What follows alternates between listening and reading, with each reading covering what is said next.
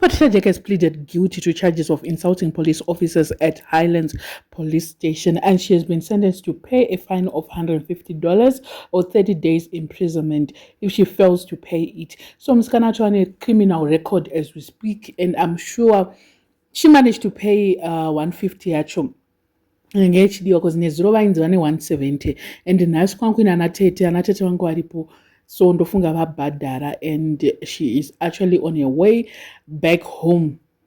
She must stay away from social media for now.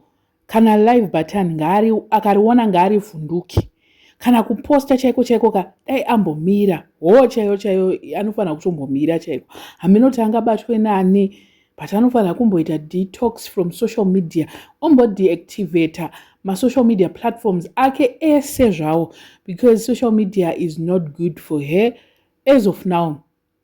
Ngamboende ku therapy, ngamboende for, I don't know, for counseling, because Patricia, she really needs it.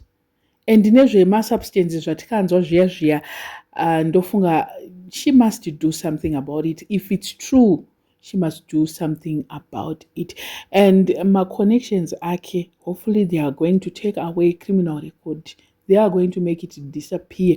Otherwise it will be more difficult for her kuenda ku Europe kana kazoda kufunga kuda kuenda ku America kana kuda kuenda kupi, because akambomafambira kamapepa last year paya paakaenda kuSwaziland akadeniwa mavisa ekuenda ku America here. I don't know, but as of now Sisi is now free. Mama charges akanzi akaitwa andizoziva yangu kuti anofamba sei. Vari kunzi zviri kungonzi aburitswa but ari kudzokera, semanzwira andiri kungoitawo nevanhu vari close kune vanhu vakaripota mamacases, hanzi zvichiripo, macases ake achiripo.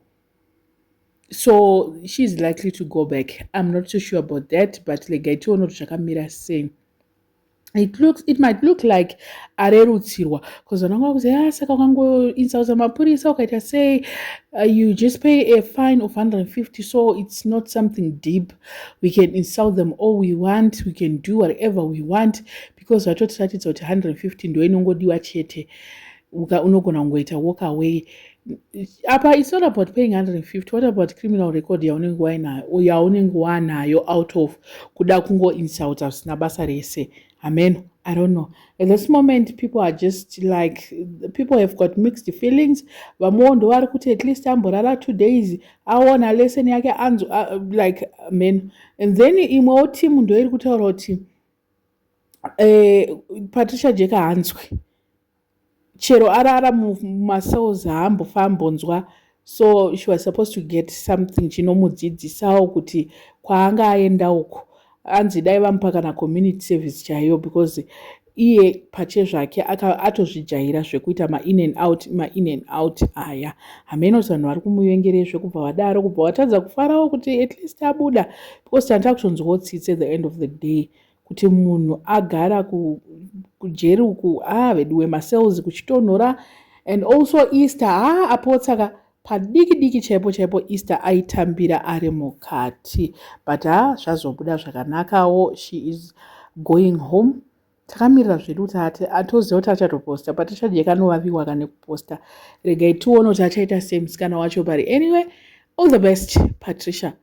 We would like to see a changing. Zvekungoti ndiri socialite, zvekuti ndiri untouchable, zvekuti ndiri chika, aiwa akazoitwa touchable, ipapo ndo paanofanira kudzidza lesson ipapa pane zvakaitika izvi, kuti zvaiti ndiri mupeti ndiri chii, aiwa akazopetwa. I don't know what you guys think. Let me know in the comment section what are your thoughts panyaya iyi.